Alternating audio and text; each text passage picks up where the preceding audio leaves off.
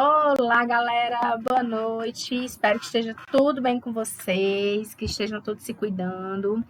Eu já dei o carão lá pelo YouTube, então não darei carão novamente, certo? Só peço que da próxima vez observem as orientações escritas na prova, tá? Coisas lindas. Segunda coisa. Caso haja algum problema, certo?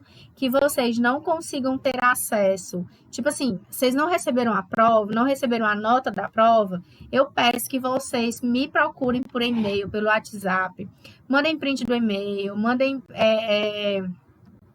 o próprio e-mail onde vocês mandaram a prova para mim, porque tem 10 pessoas na minha lista que não enviaram prova. Pode ser que realmente não tenham feito e pode ser que tenha dado algum problema no e-mail. Então, pelo sim, pelo não, se você, né, porventura tiver essa dúvida, né, me procura, que aí eu digo se você se recebi ou não a sua prova, tá certo?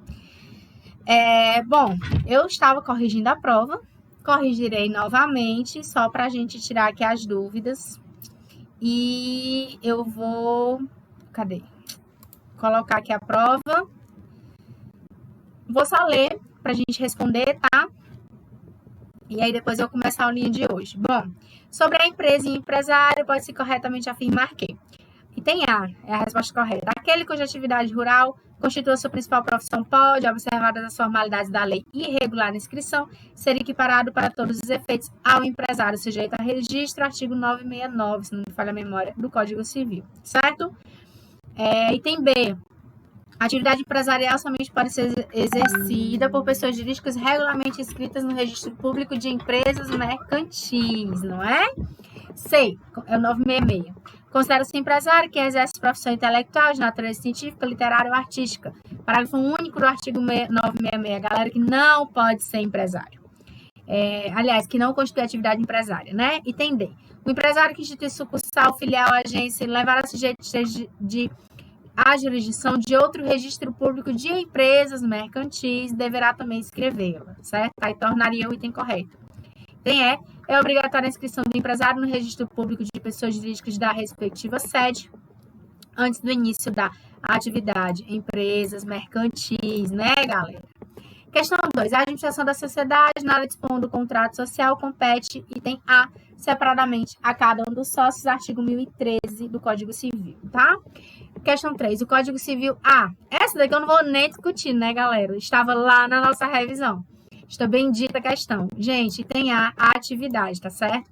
Eu juro que não foi programado esse negócio de A, tá bom? Juro que não foi. Eu nem gosto, mas enfim. Gente, questão 4, embora parecesse um pouco confusa, né? Mas o Código Civil verá a formação de sociedade composta por item D, sócios casados entre si pelo regime de comunhão universal de bens. Gente, a comunhão universal é tudo é dos dois, desde quando, antes do casamento. Então, tudo que eles tinham antes, durante e depois é deles. Então, eu não tenho como colocar sócios, pessoas que são casadas sob o regime nem da comunhão universal, muito menos da separação total de bens, tá certo? Então, nenhum dos dois pode. A gente sabe que menor e incapaz podem sim ser sócios, desde que atendidos os requisitos legais, tá certo? E o restante também pode. Sabendo que o estabelecimento, gente, era só olhar lá nos artigos de estabelecimento, tá? Segundo o atual Código Civil, para que a alienação do estabelecimento produza efeitos, deverá o contrato ser averbado junto à junta comercial, à margem de inscrição do empresário da sociedade e publicado na imprensa oficial, sim. O conjunto de bens organizado pelo empresário ou pela sociedade para fins de desenvolver sua atividade é denominado estabelecimento, sendo possível formalizar um termo que tenha por objeto, além da alienação, sendo vedado apenas o usufruto. Gente, o usufruto também é permitido, tá? Por isso que o item se torna errado. O alienante não pode fazer concorrência ao adquirente nos 5 anos subsequentes à transferência, tá? Por isso que é falso. E o 4, a eficácia da alienação do estabelecimento depende do pagamento de todos os credores, ou do consentimento desses de modo expresso ou tácito, parará, item verdadeiro, tá? Então, apenas o 1 e o 4 são considerados corretos, afirmativa, item B. E a sexta questão, qual é a item sexta? D de dado. São as obrigações dos sócios. Era só olhar nos artigos relacionados à obrigação dos sócios. Começam imediatamente com o registro do contrato na junta comercial, se o contrato não fixar outra data, e terminam quando liquidada a sociedade. Sabemos que não termina necessariamente com a liquidação ou dissolução da sociedade, não é? A cessão total ou parcial da cota, sem a correspondente modificação do contrato, com o consentimento dos demais sócios, terá eficácia quanto a estes e à sociedade, mas não perante terceiros. Terá eficácia com relação a todo mundo, tá certo? Principalmente para não haver fraude contra terceiros, né? Item C. É anulável a estipulação contratual que exclua qualquer sócio de participar dos lucros e das perdas. É nula, não é anulável, é nula.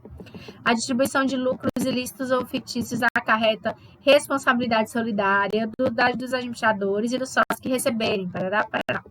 Item D é o item correto.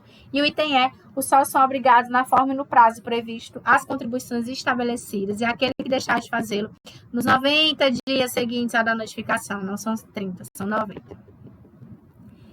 Questão 7. Julgue o item a seguir relativo ao direito administrativo e ao direito comercial. O exercício da atividade empresarial deve ser precedido de registro da sociedade no registro público de empresas mercantis. A mesma exigência não se faz ao empresário individual. Galera, eu tentei considerar todas as respostas, tá? Ou quase todas. Mas o que eu queria de verdade nessa questão era que vocês diferenciassem sociedade de empresário individual. Aquelas explicações que a gente fez lá no começo das nossas aulas, falando que sociedade precisa de uma pluralidade de pessoas, que o empresário individual não necessariamente precisa, e vocês poderiam se socorrer também do 980A, que fala sobre o EIRELI, tá? Então, quem tiver colocado alguma coisa nesse sentido, eu tentei considerar tudo. Se você achar que, né, que não está adequado, que não está correto e tal, aí você me procura, tá certo? Mas eu tentei considerar tudo. Discorra sobre os elementos específicos necessários à existência e manutenção de qualquer sociedade. Eu vou até abrir um slide para mostrar para vocês. Tomara que não bagunce ali a minha vida. Mas essa questão era facilmente respondida no slide, inclusive. Olha que delícia. Facilmente respondida lá no slide. Onde que tá? Deixa eu só abrir, galera. Só para eu procurar para vocês.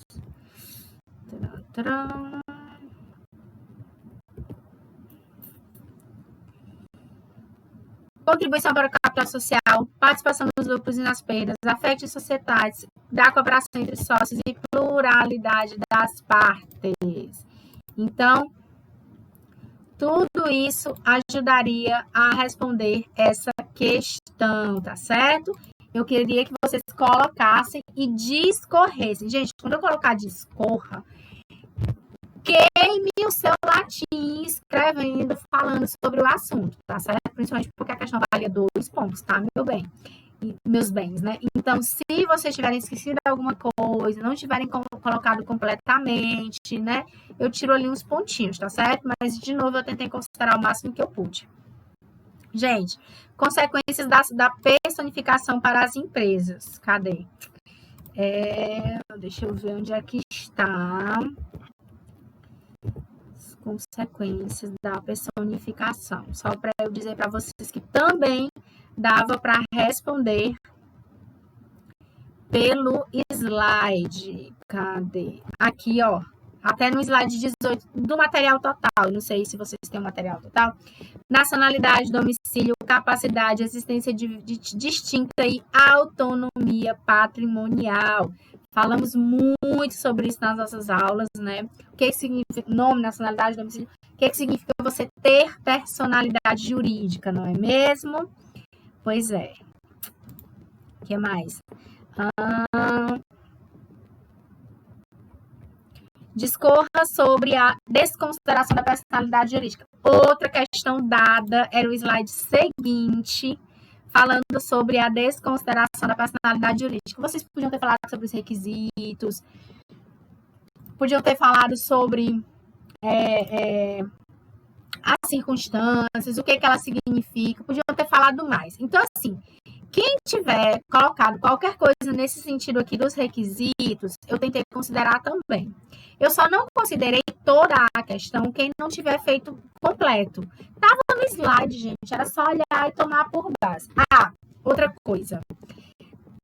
Copiar e colar artigo não responde a questão, certo? Eu acho que eu coloquei isso, inclusive, nas orientações. E a segunda observação importante. Copiar e colar da internet, mesmo colocando a fonte, que não tenha nenhuma palavra sua, eu não vou considerar, tá certo? Então, assim, eu procurei, achei o plágio, então eu não vou considerar.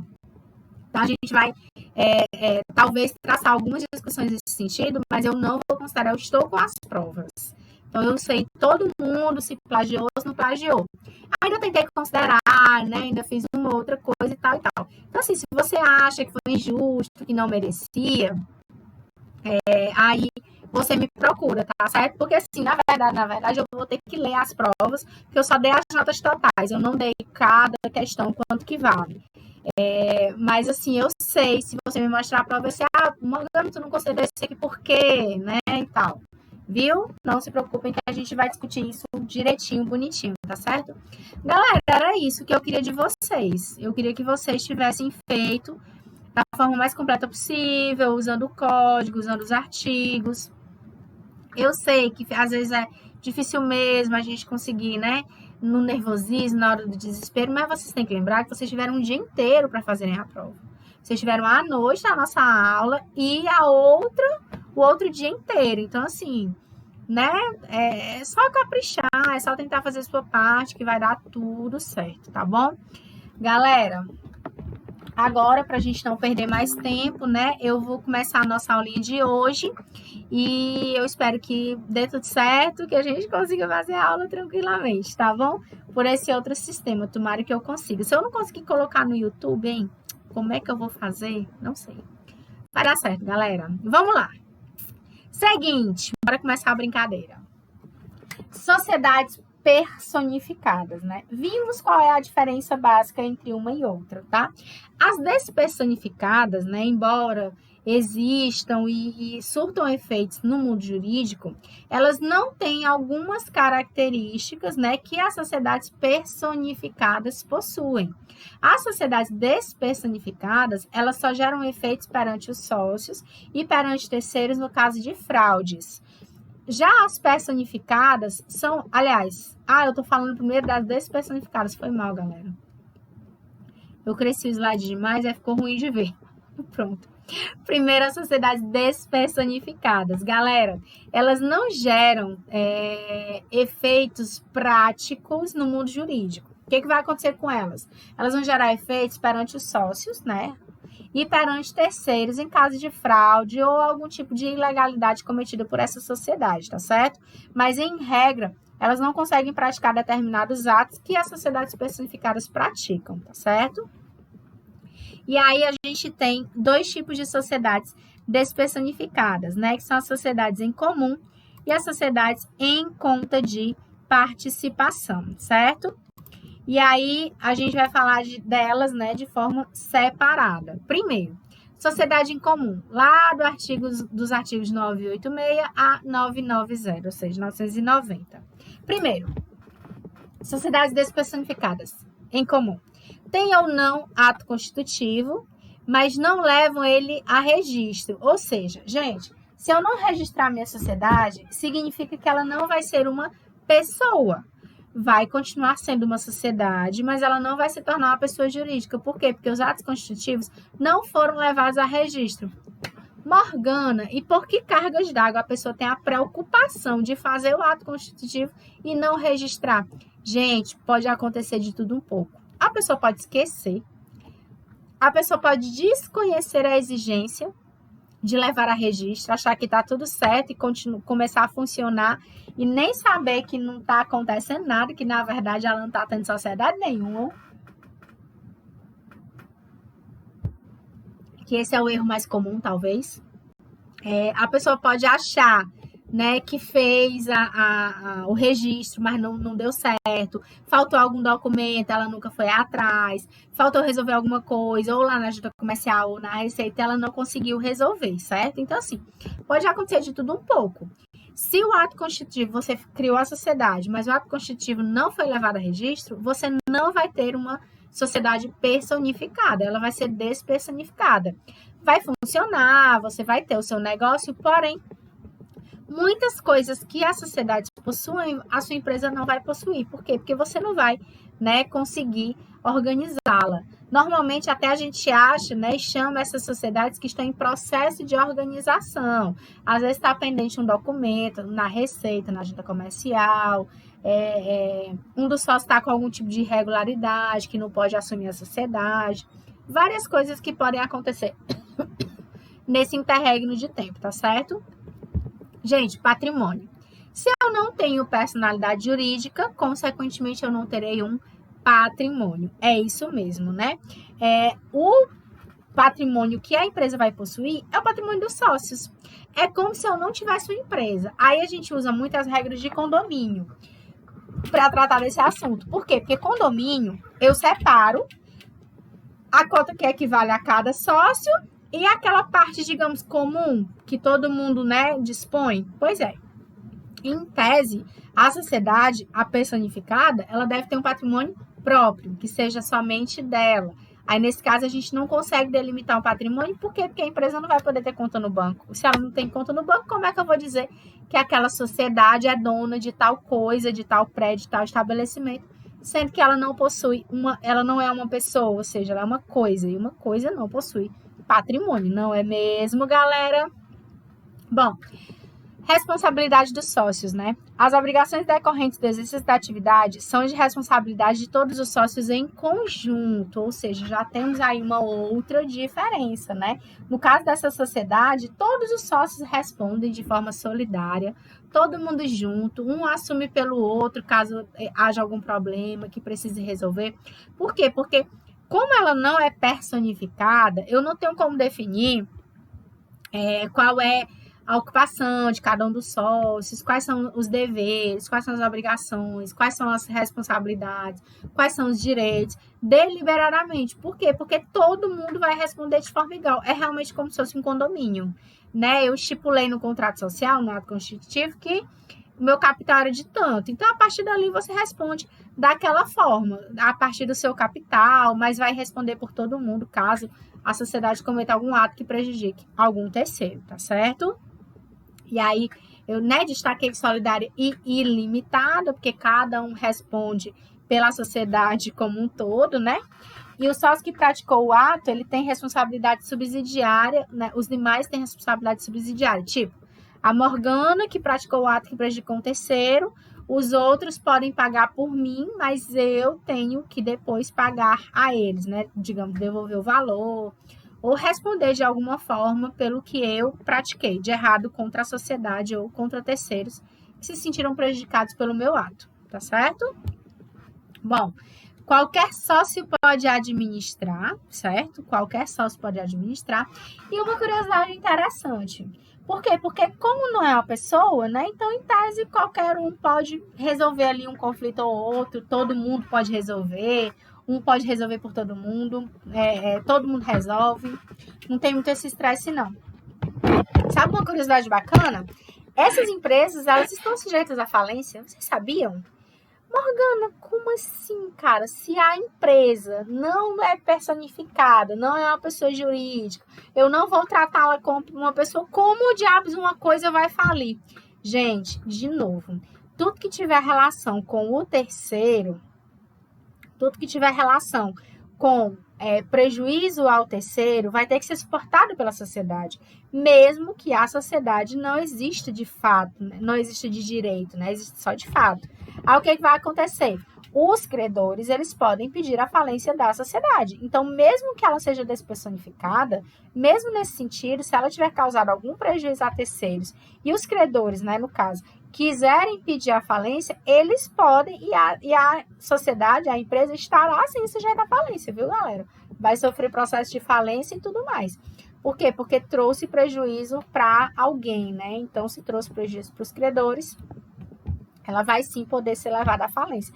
É tipo uma tecnia jurídica, né? Uma tecnia da norma, mas a intenção é proteger o credor, que é sempre a parte em tese que vai sair mais prejudicada no caso de uma nulidade, uma anulação, de uma ilegalidade.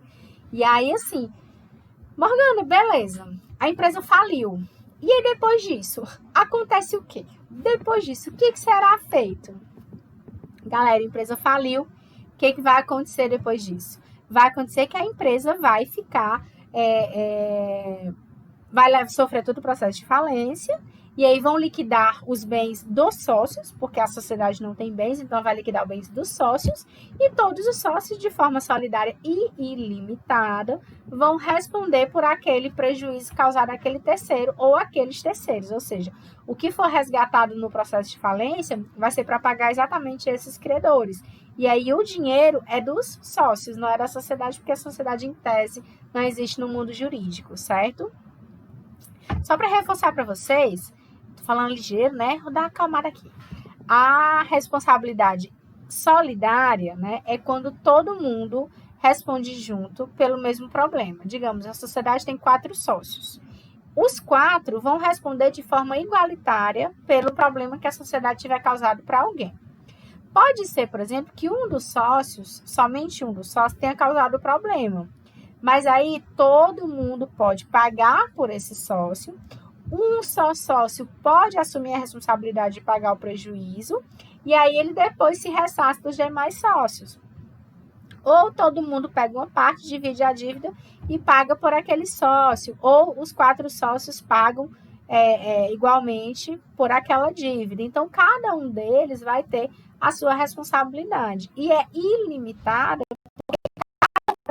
o outro, né, o problema que o outro tenha causado. Quando eu falo assumir, eu falo de forma financeira, né? Então, pode pagar por aquela pessoa o prejuízo que ela tenha causado para um terceiro, tá certo? Bom, como é que eu provo que a sociedade existe? Gente, o ato constitutivo existe. Tá lá no artigo 987. O contrato social, 987. Ah, não, isso aqui é CLT. Cargos de prova de direito de trabalho, tá com a CLT aberta, né? Deixa eu só botar aqui no Código Civil, pra gente conversar com o Código Civil aberto, né? Fica mais fácil. Só para eu ler para vocês o 987, tá certo, galera?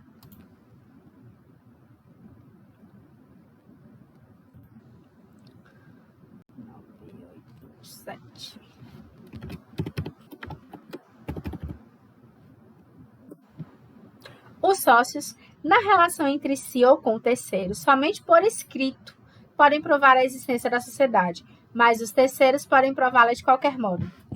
Como assim, Morgana? Galera, os sócios entre si, eles vão fazer um ato constitutivo, eles vão criar a sociedade. É como eu falei, aconteceu alguma coisa no meio do caminho que esse ato constitutivo não foi registrado lá na Junta Comercial, mas a sociedade para eles existe, é uma coisa séria, eles levam a sério realmente. Porém, pode ser que isso atrapalhe quando houver uma fraude aos credores. Digamos, um pagamento não foi efetuado pela sociedade. Aí lá você vê um credor cobrar. Aí ele vai dizer assim, olha, mas a minha sociedade nem existe, dando uma de gaiato, né? Minha sociedade nem existe. Aí o terceiro, né, o credor, no caso, fala assim, existe sim, eu tenho aqui, ó, todas as provas.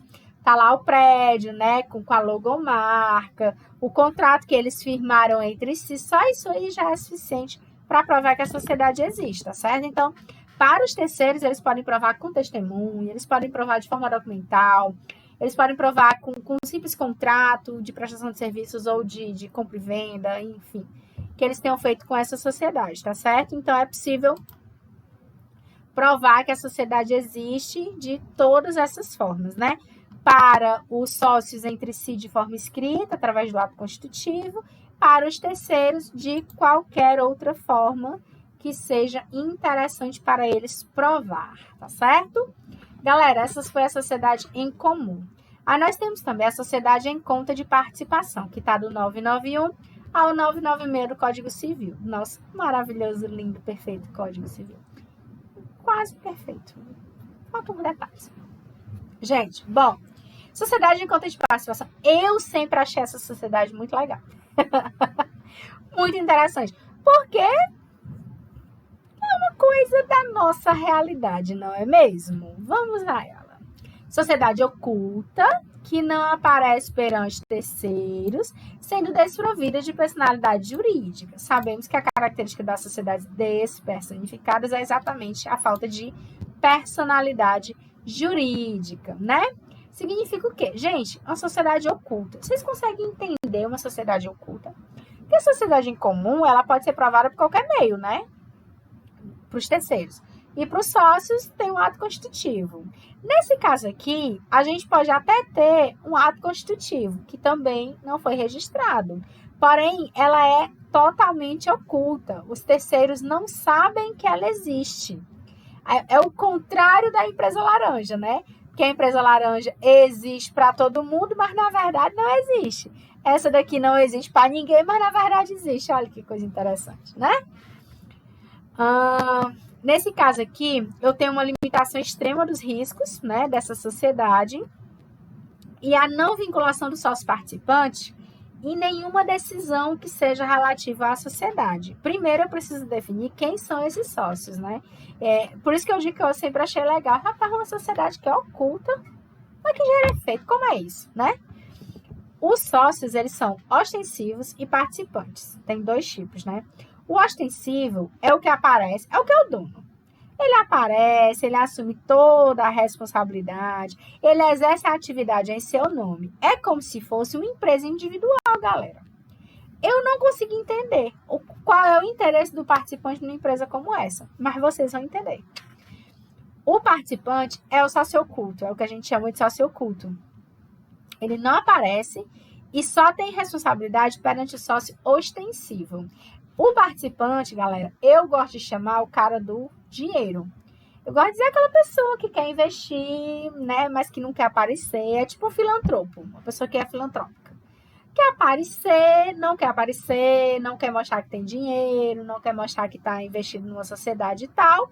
E aí fica ali oculto. Ninguém sabe da existência dele. Como as sociedades despersonificadas não tem registro, né? Não tem registro do seu ato constitutivo naquela determinada, no ato constitutivo da junta comercial, então eu não consigo meio que, né, provar que de fato aquele sócio participante existe. E outra, quem aparece é o ostensivo. O ostensivo é quem de fato ostenta, não é mesmo? Vica, eu tô terrível hoje. O ostensivo é o que mostra, é o que se mostra, é o que resolve todos os problemas, é no nome de quem a sociedade está, é quem efetivamente resolve tudo, é quem cuida da sociedade, de toda a parte burocrática e tal, né? E aí ele vai exercer atividade em seu próprio nome, aí pode ser de forma individual, como empresa individual, como eu falei, ou pela sociedade, que significa que ele tem um sócio, mas o sócio dele não quer aparecer. Morgana, isso não é errado, não é assim... Não causa assim uma desconfiança, uma incerteza? Gente, causa. É um pouco tenso, realmente. Quando a gente vai falar dessa sociedade, embora seja interessante do ponto de vista econômico, é a existência de mais uma empresa, são mais trabalhadores empregados, mais gente, né, com condições de se sustentar e tal, porque trabalha nessa empresa. Do ponto de vista dos credores, do ponto de vista da sociedade como um todo, né, da sociedade civil em geral, gera uma certa desconfiança, gera um certo desconforto. É uma empresa que tem um sócio, mas o sócio não aparece, porque ela é registrada, né? Não é registrada, ela é utilizada como sociedade, mas efetivamente não é uma sociedade, né? E aí, assim, o sócio ostensivo é quem aparece, é quem se mostra, é quem dá todos os recados, é quem aparece, é quem resolve tudo, é quem toma todas as decisões.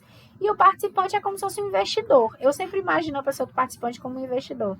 Morgana, tu conhece alguma sociedade assim? Gente, eu não conheço nenhuma sociedade assim, tá? É como eu falei pra vocês.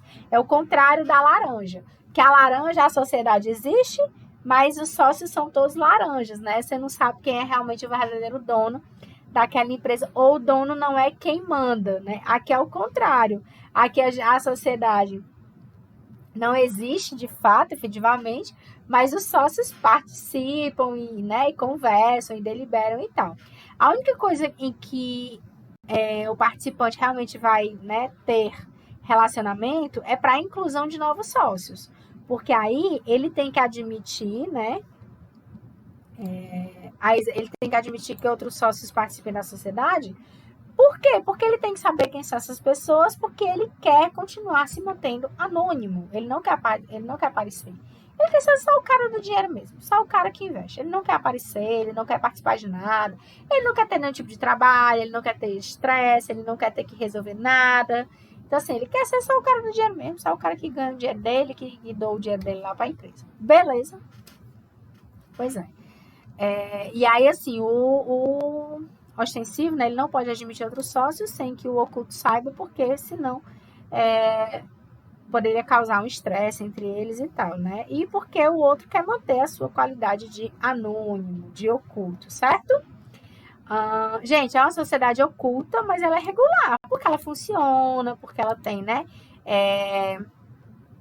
Sua existência e funcionamento independentemente de qualquer formalidade, ou seja, não vou escrever os atos constitutivos, eu não preciso, ela vai funcionar, como eu falei, pode funcionar de forma individual e pode funcionar de forma societária. Gente, de forma individual é um pouquinho mais fácil, porque você vai, de qualquer forma, precisar registrar, tirar um CNPJ lá na Receita Federal. Você pode até não escrever os atos constitutivos na GSEC, mas você vai precisar de um CNPJ para, né? Só que provavelmente você não terá o CNPJ porque você não fez um registro. Mas perante terceiros, essa sociedade vai funcionar tranquilamente, tá certo?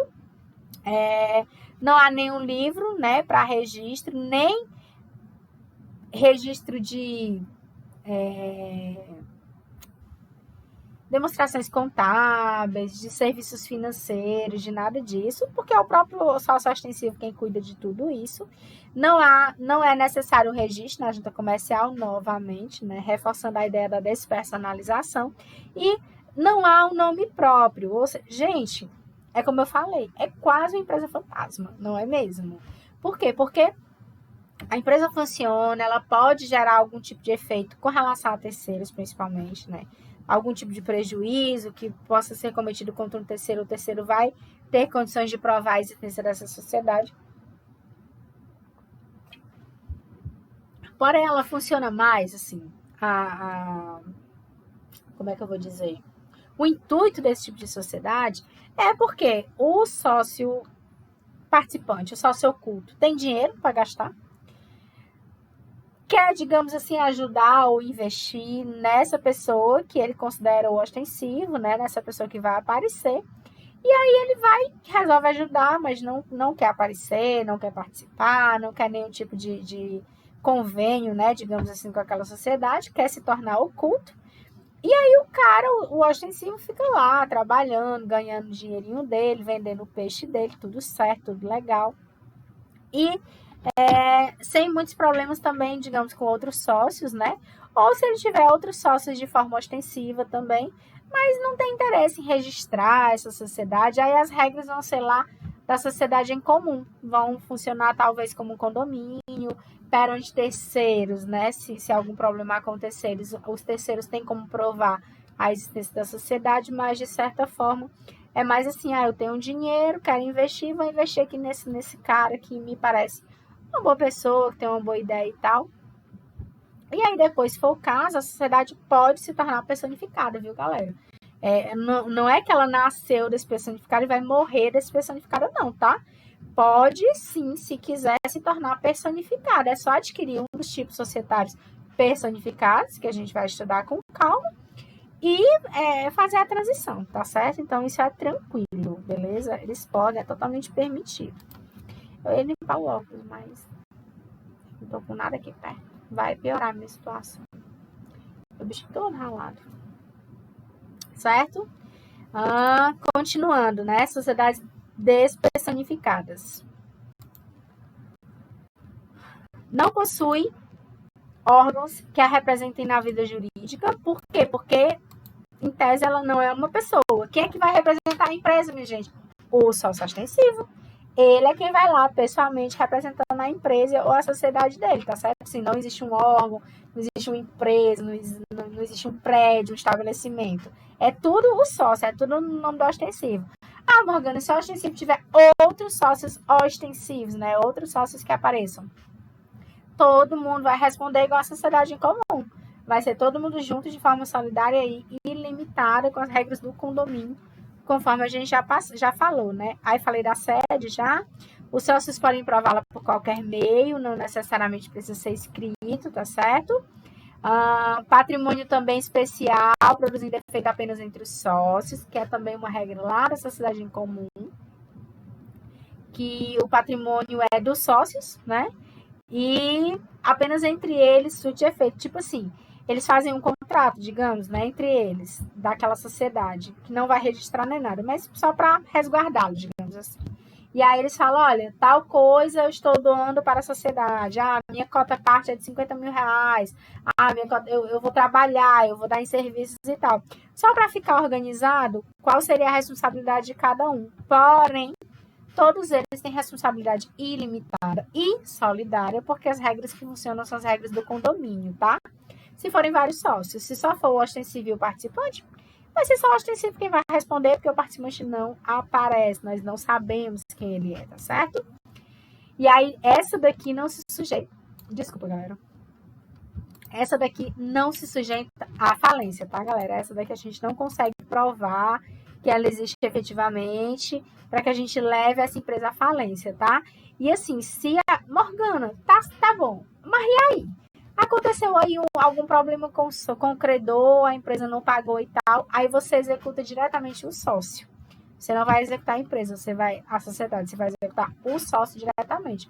Tipo, você não vai deixar de receber o seu dinheiro, mas o sócio, a pessoa física, né, ela é espólio, no caso. É o conjunto de bens, né? Então, ela é insolvente, ela não vai à falência. Ele se torna insolvente porque ele não conseguiu honrar os compromissos financeiros dele, tá? Da empresa, no caso.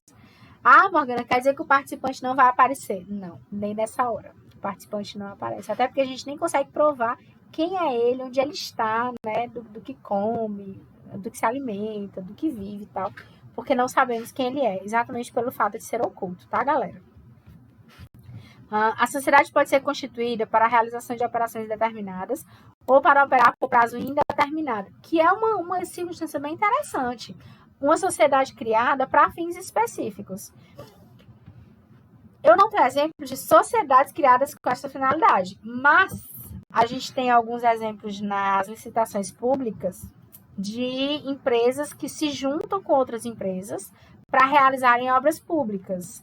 E, às vezes, você cria uma empresa para concorrer em determinadas licitações e, a partir dali, você vai concorrendo. Tipo assim, que o intuito da sociedade é mais só vender para o serviço público, né? Vender para as prefeituras, para os governos e tal. E, a partir dali, vende também para outras pessoas, né? Tipo, montei a empresa hoje, aí vou amanhã concorrer numa licitação. Tranquilo, né? Assim é difícil você ganhar, mas por quê? Porque demanda um tempo, tem que ter um certo conhecimento de mercado, tem que ser uma empresa sólida, com rigidez e tal. Não é assim da noite pro dia, galera. Mas digamos, né? Criou para concorrer na licitação. Perdeu a licitação, mas a empresa vai continuar funcionando, vai continuar tudo dando certo, né? É claro que uma sociedade despersonificada não concorrerá a uma licitação, mas é só para dar o exemplo de que a empresa ela pode ser criada com uma finalidade específica. Aí, no caso dos consórcios, das cooperativas, né, elas podem ser criadas com essa intenção, tá certo? Não é nem necessariamente de trazer prejuízo para ninguém, não. É só que pode ser criada com essa intenção, tá certo? Com a intenção de participar de licitações públicas, de realizar determinados investimentos, uma finalidade específica, tá certo? No primeiro caso, né, quando ela vai ser criada para realizar operações determinadas, a dissolução da sociedade dependerá da existência de um justo motivo, tá certo? Então, a sociedade pode sofrer aí um baque, e aí vai ser dissolvida só se eu tiver um justo motivo para que isso aconteça. Por quê? Porque, digamos, foi criada para uma operação determinada. Aí os sócios não conseguiram realizar aquela operação, ou a coisa não aconteceu como eles esperavam, ou não tiveram sucesso naquela determinada empreitada a que se propuseram, aí a sociedade pode ser extinta, né? Mas, assim, princípio da preservação da empresa, galera. Eu tenho sempre que pensar na preservação da empresa. Por quê? Porque preservar a empresa significa preservar empregos e empregos geram renda, né? E renda movimenta a sociedade. Então, em tese, não posso acabar com empresas assim, sem mais nem menos, tá certo? E no segundo caso, que é de prazo indeterminado, a dissolução pode se dar a qualquer momento, pois, em tese, você não pode ficar preso a um contrato indeterminadamente por toda a sua vida, tá certo? É claro que a gente guarda as devidas proporções dessas informações, por quê?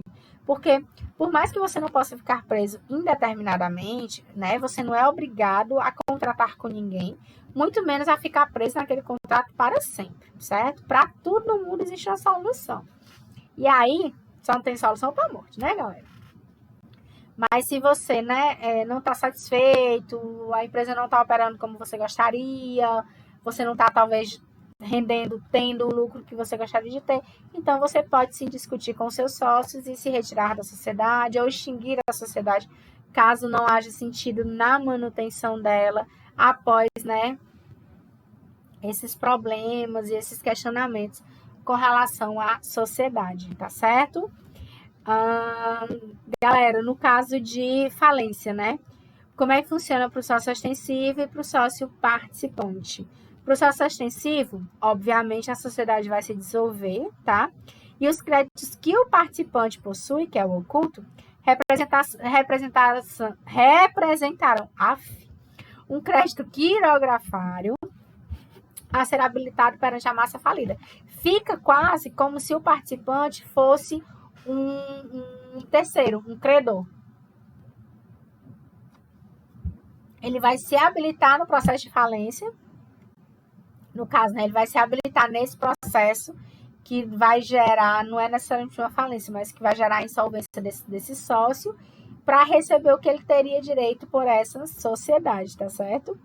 E no caso do sócio participante, a sociedade vai poder continuar sem nenhum problema. Caso ele venha a se tornar insolvente, a sociedade vai continuar funcionando numa boa, uma vez que pode ser interessante e lucrativo para a sociedade que ele se retire, que de repente outro sócio participante ocupe seu lugar, ou que fique só o ostensivo mesmo. Tipo assim, o participante já cumpriu a missão dele naquela empresa, certo? Então, em tese, se ele tivesse tornado insolvente, não tem mais condições de investir na empresa, para essa empresa pode não ser um bom negócio, né?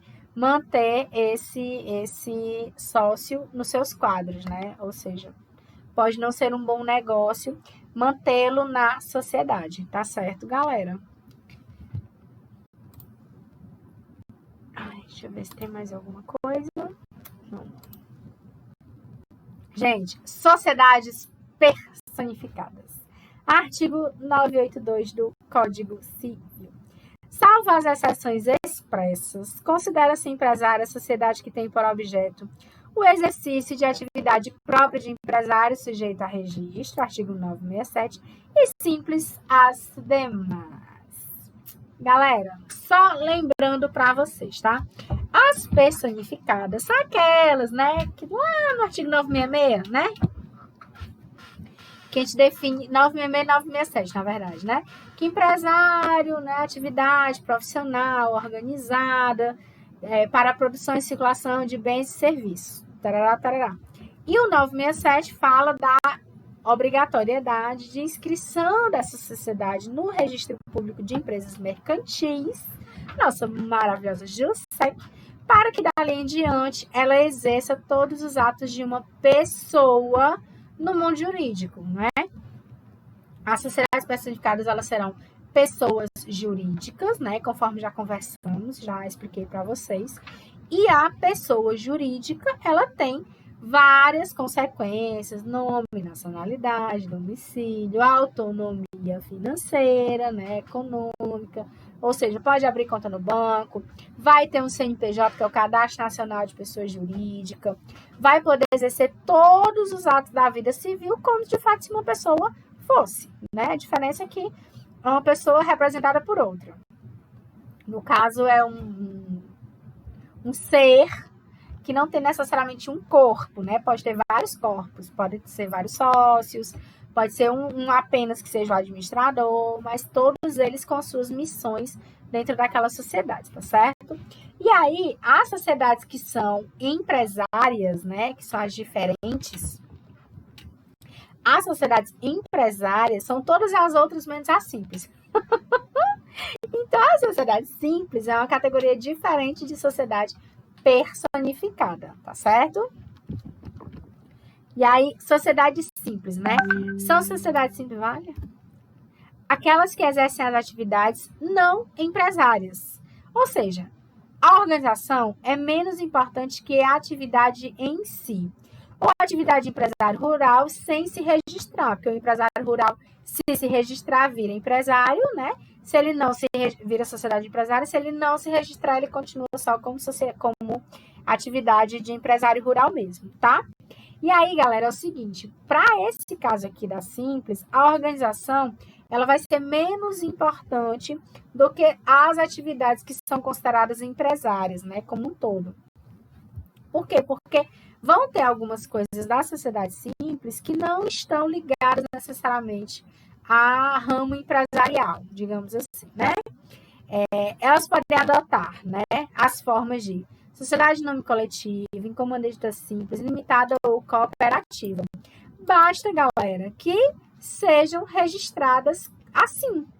Ou seja, eu posso sair de simples para uma sociedade limitada, por exemplo. Tanto que tem algumas regras da sociedade limitada que a gente vai achar lá na sociedade simples. Por quê? Porque é bem completo e tem algumas discussões bem bacanas sobre os tipos societários, exatamente porque a sociedade simples ela pode assumir qualquer um desses tipos aqui, ó. Nome coletivo, comandita simples, limitada ou cooperativa, certo? Então, assim, ela, a qualquer momento, na hora que ela quiser, ela pode ir lá e se registrar, ou seja, quando ela tiver uma organização que demande adotar uma dessas formas, tá? Além disso, foi como eu falei, né? A sociedade simples, ela traz regras gerais para todas as sociedades personificadas, para todas as sociedades empresárias, tá certo? Então, além de ser personificada, ela traz regras também para sociedades empresárias, tipo assim, subsidiário. Se eu não achar dentro dos artigos que falam sobre aquela respectiva sociedade, pode procurar dentro da sociedade simples que a resposta vai estar lá. Ou seja, diquinha para a prova, certo?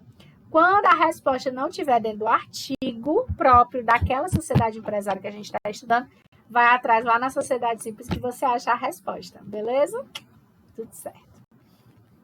Bom, a sociedade deve arquivar seus atos constitutivos no cartório de registro civil das pessoas jurídicas. Aí sim, galera, aí é lá nas pessoas jurídicas, tá? Não vai ser lá na junta comercial.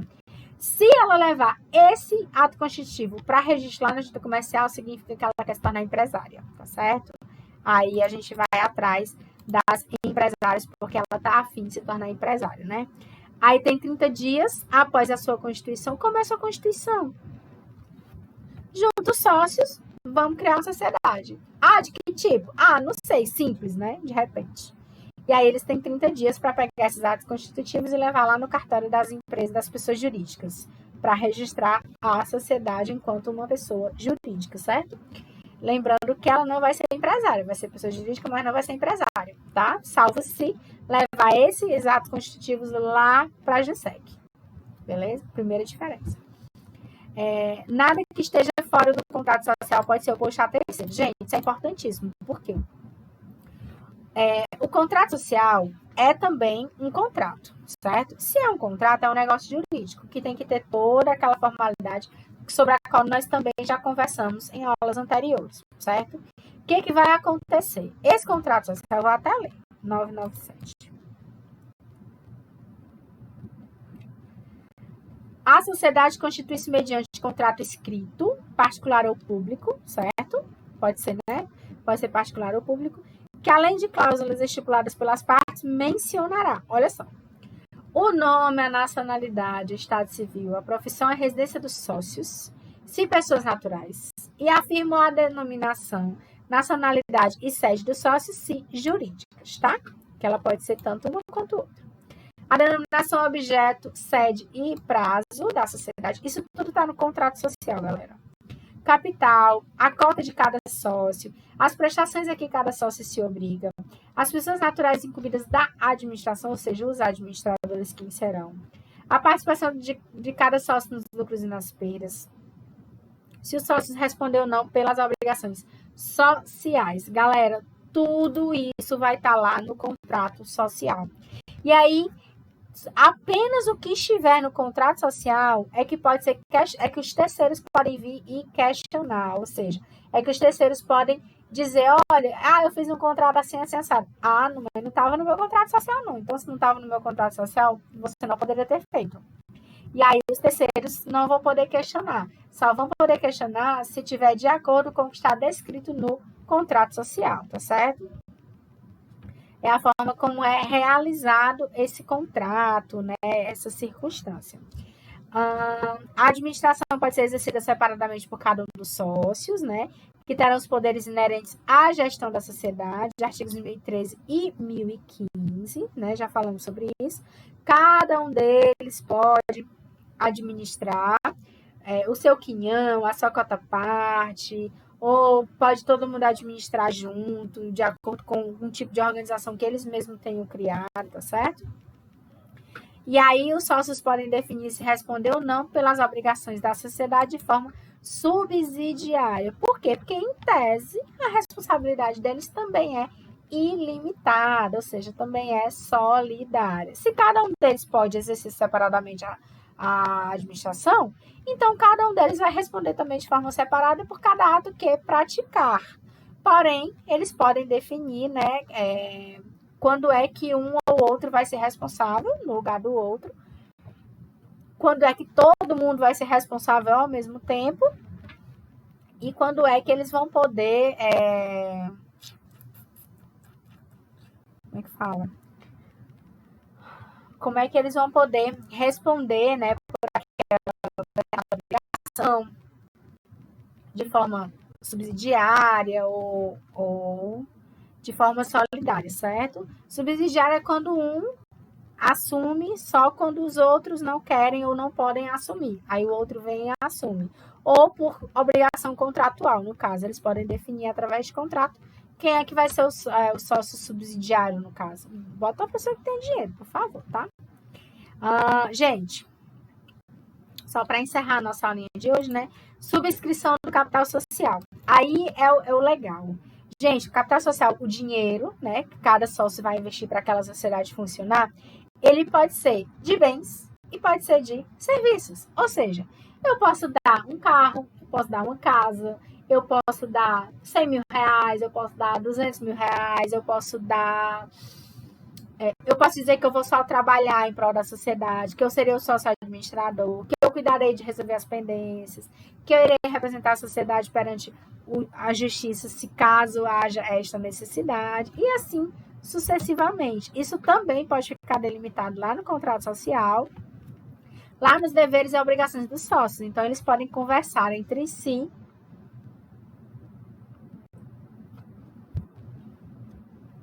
Minha voz já está falhando. Eles podem conversar entre si para definir, certo? Então, quem vai subscrever o quê? E aí, cada sócio vai ter a responsabilidade de acordo com a cota que tiver subscrito, né? Ou dinheiro, ou algum tipo de serviço que vai prestar em prol da sociedade, tá? Deveres dos sócios. Deixa eu só ver isso aqui.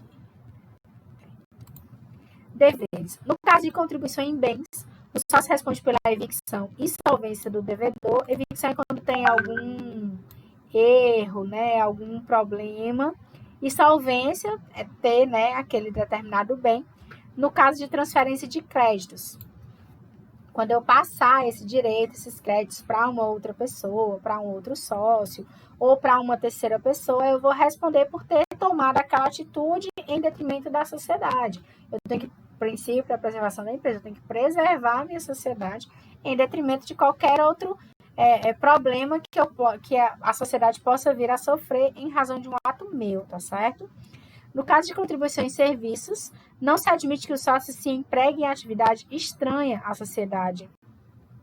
Gente, mais do que razoável, não é mesmo? Mais do que razoável. No caso, o sócio, se ele vai oferecer o serviço, é bom que ele trabalhe na e pela sociedade. Não adianta ele, não, vou trabalhar aqui, mas vou trabalhar em outro lugar. Às vezes até fazendo concorrência com ele mesmo. Gente, não faz o menor sentido. Se ele está participando da sociedade enquanto sócio que apenas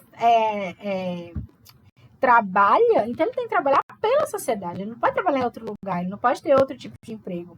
Não que seja um critério, né, que trabalhar seja um critério de exclusividade, mas nesse caso é um critério de exclusividade.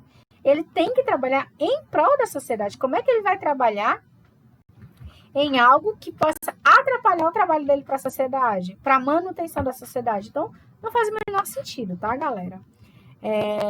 Artigo 1004. Se eu botar é porque eu tenho que ler para vocês. Quando eu boto assim, só o artigo solto, os sócios são obrigados, na forma e prazo previstos, às contribuições estabelecidas no contrato social, já falamos sobre isso, e aquele que deixar de fazê-lo nos 30 dias seguintes ao da notificação, responderá perante esta pelo dano emergente da mora, ou seja, pelo tempo todinho que ele deixou de pagar ou de fazer aquele determinado serviço, ou de cumprir aquela determinação contida no contrato social, tá certo? Ele vai responder pela mora, ou seja, ele vai responder pela demora no cumprimento daquela determinada obrigação, tá certo? Que mais?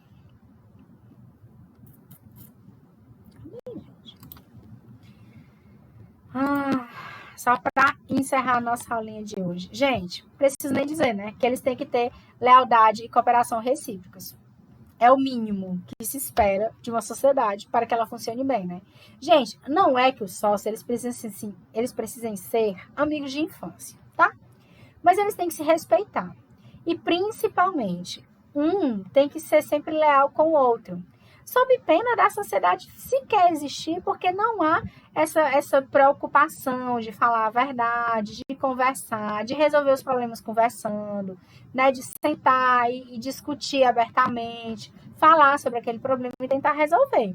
Além disso, prestar as informações da forma mais correta e honesta possível. Tentar sempre se ajudar. Quando o outro está com problema, senta, conversa, tenta resolver. Tenta ver o que pode fazer para melhorar, para ajeitar, para resolver aquele determinado problema, tá certo? Gente, é uma sociedade. Então, as pessoas elas têm que cooperar entre si, porque senão não faz sentido manter a sociedade. Qual é um dos requisitos para que a sociedade exista? Affectio societatis. Você tem que estar ali 100% do seu tempo, da sua vida, destinado para aquilo ali, para que aquilo funcione, para que aquilo aconteça, para que aquilo gere lucro, gere renda para você. Então, assim, o ideal é que você trabalhe realmente com essa lealdade, com essa cooperação, com essa ajuda mútua, todo mundo se ajudando para que a coisa funcione, tá certo? Direitos dos sócios.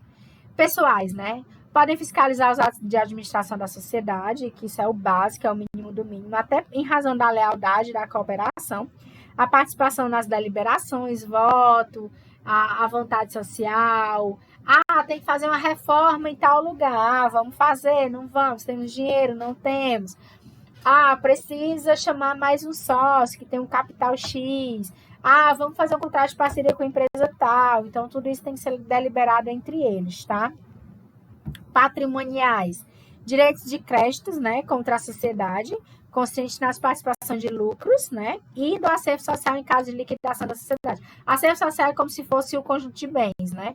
Liquidei a sociedade, vejo tudo que a sociedade tem e aí vai dividir igualmente, ou de acordo com as cotas de cada sócio, tá? A cota, no caso, né, pode estar sujeita à constrição judicial, ou seja, bloqueio judicial, né?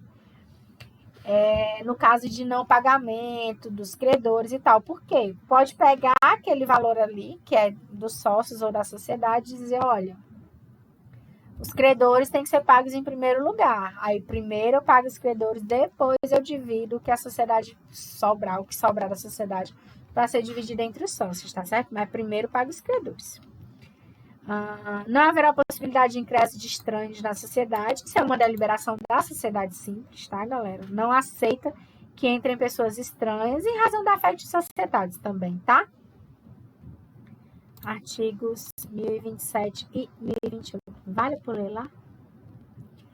Os herdeiros do cônjuge de sócio ou cônjuge que se separou judicialmente não podem exigir a parte que eles couber na cota, mas concorrerá à divisão periódica dos lucros, até que se liquide a sociedade. Tipo, o sócio saiu, aí tem um valor X, né, para os herdeiros dele receberem, porém, eles não conseguiram receber, ou porque ainda está em trâmite judicial, enfim. Aí eles ficam recebendo participação nos lucros como se fosse para o labore daquele sócio que faleceu, tá certo? Até que se resolva a sociedade, até que se liquide ou se resolva a sociedade.